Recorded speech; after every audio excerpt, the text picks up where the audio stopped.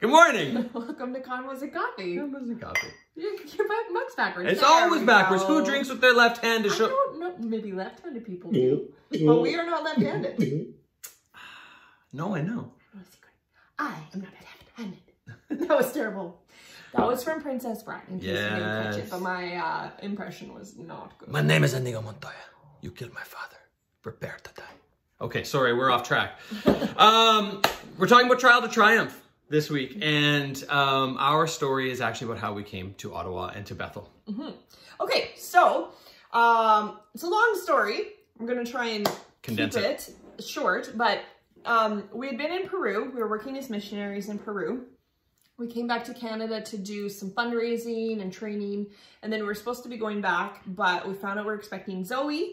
And long story short, we decided that we would stay in Canada, which was its own trial in and of itself. Yes. I had taken on a role when we came back as a mentor to the children's pastor at our home church in Saskatoon.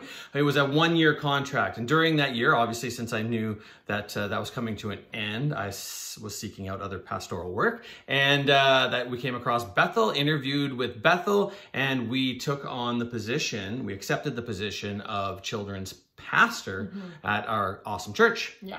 So we were preparing to travel down here to Ottawa just to meet everybody, meet the church, be introduced to the church as the new children's pastors.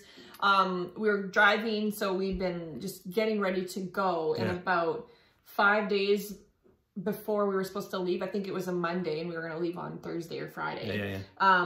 We keep getting phone calls from the board. And we're like, what is going on? Like, and we were having supper, so we were just like, we'll talk to them later. Then finally I answered the phone, and it was actually the lead pastor. And he said to me, okay, Rob, we just wanted you to know you're going to drive down here, and we're going to introduce you as the children's pastor. And at the same time, I'm going to hand in my resignation. I remember we were eating supper, and Rob's on the phone, and he's just like, what? Like, we were just in shock. And so I don't, if you know anything about ministry positions, oftentimes when a new lead pastor comes in, he picks a new team. And so we weren't comfortable moving across the country with our 3 kids to a church that was going through a transition period, because there's just no guarantees for us once we got here that we would still be here after a new lead came in. And we had just moved our family back from Peru. We didn't really want to move another, 3,000 kilometers just to have to move back. So it was a really tough time. Shannon had stayed out of work. We had put our house up for sale. So we just had to keep going through with it and sell our house. And we were just sort of left there going, what now? And then I had a really great friend actually the friend who said, you should come to my church and started my faith journey. He offered me a job in sales and construction. And so I took that, and I worked that for about 8 months. But I'm good at sales, but I'm not driven towards sales, and I don't enjoy it in any way. It's not the calling on my life, right? So I went and talked to him and said, look, man, thank you so much, but we actually just sort of need to move on. So we went out and we started looking for ministry positions again, and that led us to a church in Saskatchewan. They were looking for a lead pastor, and so we went there, we met with them, they really liked us, and it was a great church, but we just weren't feeling the connection. We weren't feeling like that was where we were supposed to go. And so we were struggling a little bit with what to do, because there weren't really any other ministry opportunities available that we knew of. Our only ministry experience had been involved with children, so to try and find a lead pastor position somewhere just didn't seem like it would work.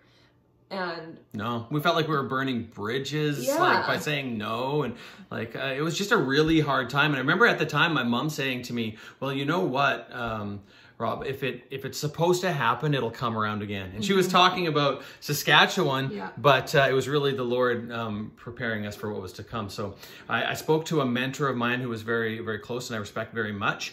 And he told me, hey, look, man, if you don't know what to do, don't do anything. If God's not directing it, you don't do it, right?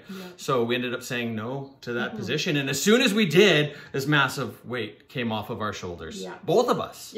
Right? Yeah, immediately. So we knew it was right. But then we knew it was even more right when, about a week later, I'm looking through my email and all of a sudden I see Pastor Peter McIntosh. It's like, well, I've never heard of that guy before, but I read it and he's like, hey, I heard you had something to do with Bethel. And then he asked us if we wanted to consider a different position. And man, like, we're blessed. Yeah, I still remember, like, I didn't even believe him because I never in a million years thought that the opportunity to come to Bethel or come to Ottawa would ever come around again. No, and it is something we did want. Yeah, we did. We were really disappointed when we said no the first time. But it was obviously, now coming here now, we know that it wasn't the right time because we weren't meant to be the children's pastors here. No. We have a wonderful children's pastor here now. She was meant to. She was meant to be, and we were meant to be in the role that we're in right now. And we're so grateful for our team, and we're so grateful for our friends here, and we just see God's hand all over it. So it was a trial, because there was times where we were like, God, why are you not speaking? And it felt like he was distant, or it felt like he was not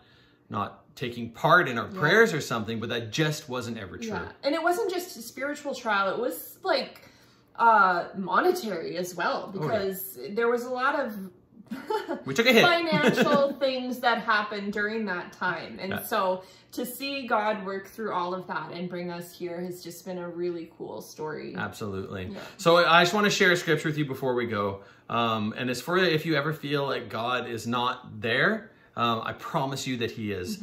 1 John 5:14 and 15 says this, and this is the confidence that we have toward him, that if we ask anything according to his will, he hears us.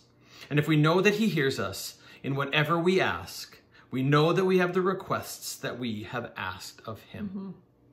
God is so good. He is with you. Don't feel like he's not. Just pray, ask, and it's heard and answered. I hope this encouraged you. Have a really fantastic week. We love you. Bye.